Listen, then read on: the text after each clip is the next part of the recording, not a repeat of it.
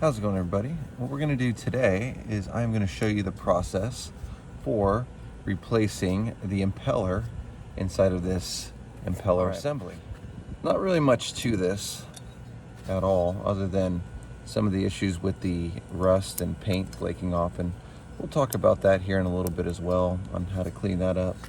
But in order to get access to the impeller, we're going to need to remove these 7/16 bolts that are on here, and you'll see we've got these other two. These are what you use to mount to the motor itself, so I will go ahead and remove these as well and set them aside.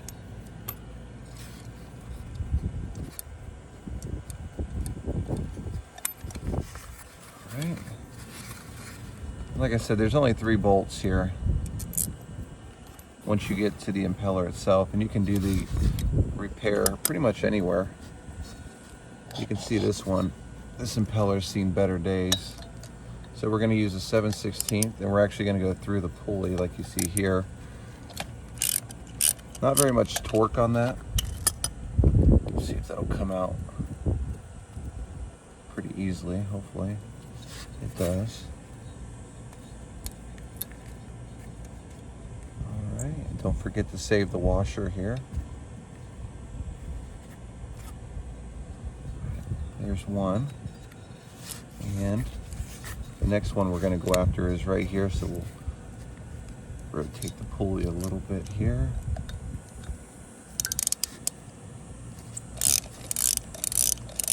And there really isn't that much torque on that. I tell you, maybe a few foot-pounds, if anything at all.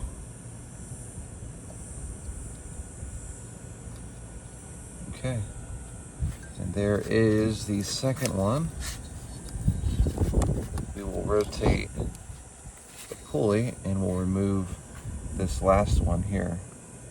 Let's go ahead now and continue with the final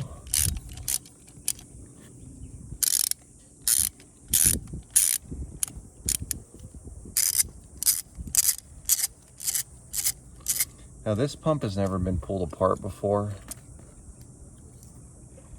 so I'm expecting a little bit of effort to separate the two, maybe not. You can see we have some liquid coming out here. In this shot, you can see our 2 bolts that hold the water pump to the motor. We've got our 3 7/16 bolts.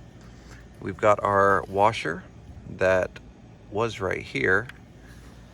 We've got the pulley assembly along with a lot of rust that we need to remove, and then we've got the other part with the impeller in it. This is kind of like the body of it. You can see this impeller has seen better days. What do you think? Can you tell why the motor was overheating now? You can see a lot of dry rotting. There are, I believe, 3 that actually have pieces of it physically missing. But this is definitely original. You can see it. It says Sherwood, Detroit in there. So that's likely the original one.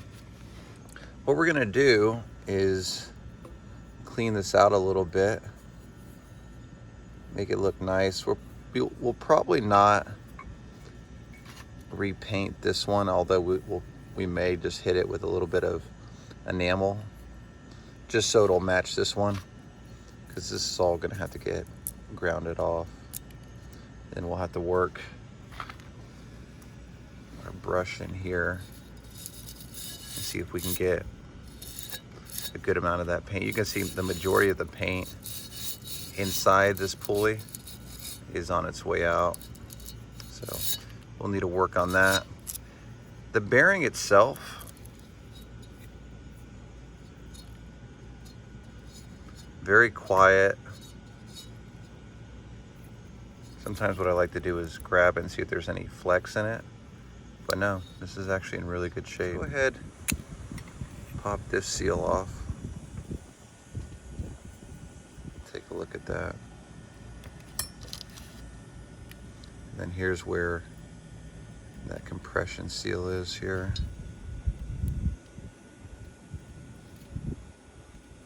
It doesn't look to be in bad shape. Let's go ahead. Let's see if we can get this guy off here. One thing you may want to consider doing before you remove all these various other pieces is you may want to consider actually going through now and sanding all this off, because if you look in this kit here, we're going to be installing new seals and whatnot. And if you're throwing around a lot of old paint and rust and everything, especially too if you're going to use this mechanical seal rubber lubricant, you want to make sure you're not getting a bunch of outside contaminants all over it. So what I'm going to do now is I'm going to go ahead and put this stuff to the side and start cleaning up these various parts here. And then once I get all these surfaces cleaned up, mostly, you know, brushed off and whatnot, then I'll go through and start installing all these new seals. All right, we're gonna use this little punch here. Hopefully we can get this to come out relatively easily. Okay, let's go ahead and set that aside. And then that will allow us to take off this retaining ring. All right, let's go back to our pick here.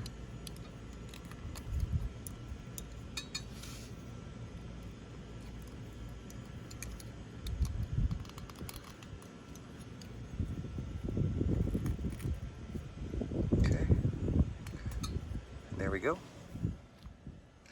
The trick that I use to get this inner piece of metal out is I drive a punch along the edge to try to free it up, because I tried using picks and different things of that nature to try to get underneath that seal, but I wasn't really successful. So I found the easiest way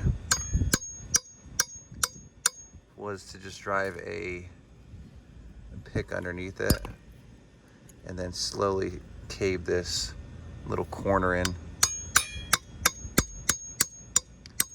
essentially so it gave me something to grab onto and lift this housing out.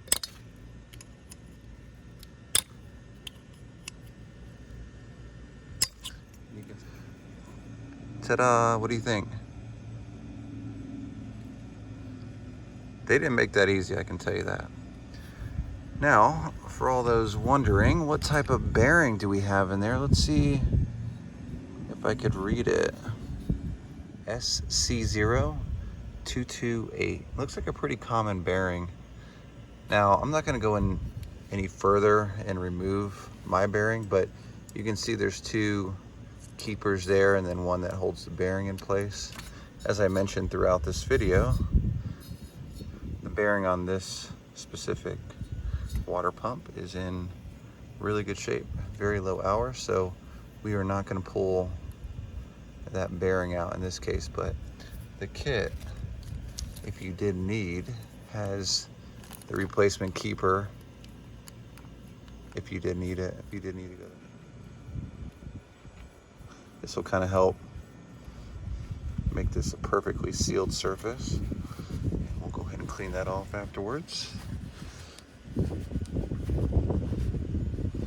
Alright, now it's all off my hands here. We'll go ahead, make sure everything looks good, drop it in place, and we'll grab our 1.25" piece of PVC. Now I'm using a rubber mallet in this case. Let's see if we can slowly seat this in place here. Looks good so far, just kind of barely tapping it. The other one was kind of tough to get out, so I'm assuming this one is going to be just as tough to put in. We'll see here.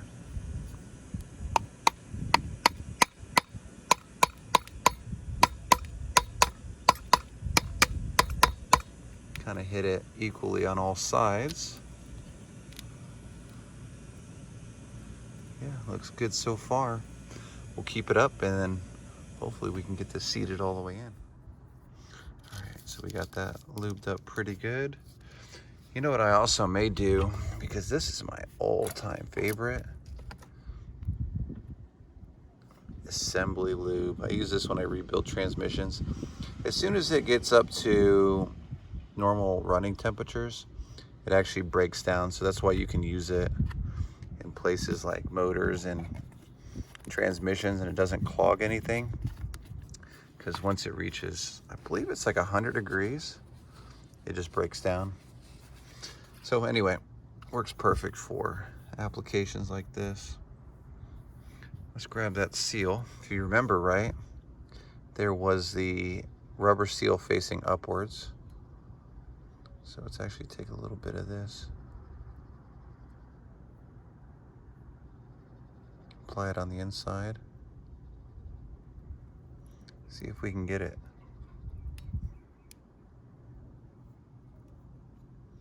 Ta-da! Easy, right? Wipe my hands off real quick. Well, we're making a mess everywhere here. All right, and then we're gonna go in our package. You remember it came with this little guy here, and we'll probably also use the new keeper and retaining ring. Let's see if we can get it out here. Make sure. Okay. Go ahead and slide this down. Use my thumb and a flat-headed screwdriver, like you see there.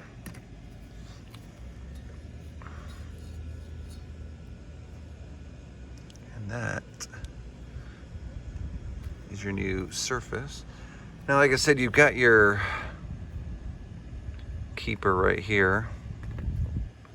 They give you a new one, so why not use this one? Let's compare them real quick. They're pretty much identical. Okay, let's go ahead and reinstall this.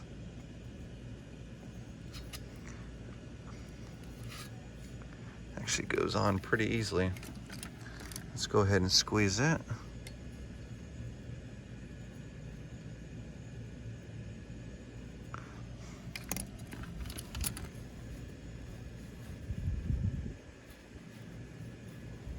All right.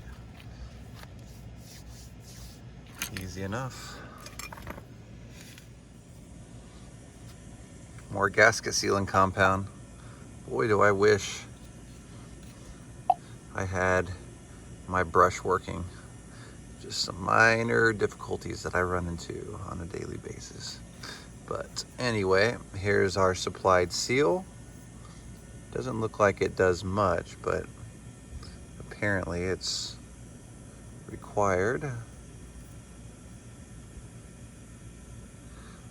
All right. That looks good. And then this actually, I'm just gonna put it back the way that I found it. But before I do so, let's go ahead and use some brushless marine gasket sealing compound. All right.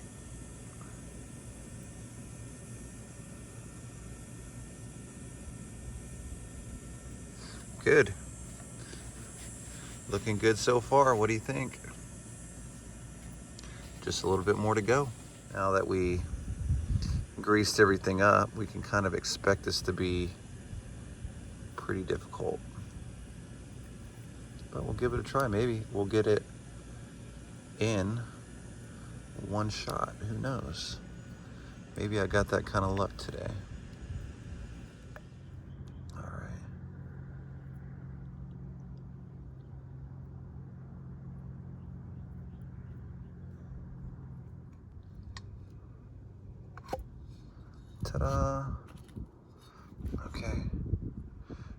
half the battle already.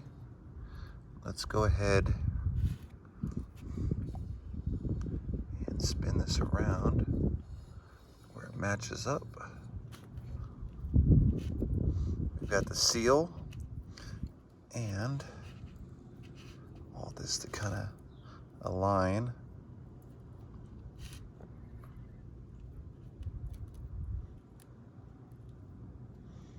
Okay, it's going to be pretty close.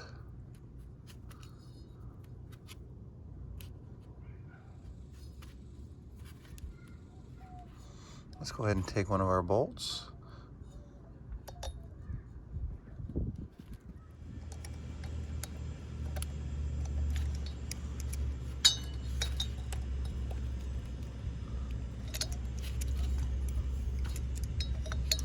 Put this one over here.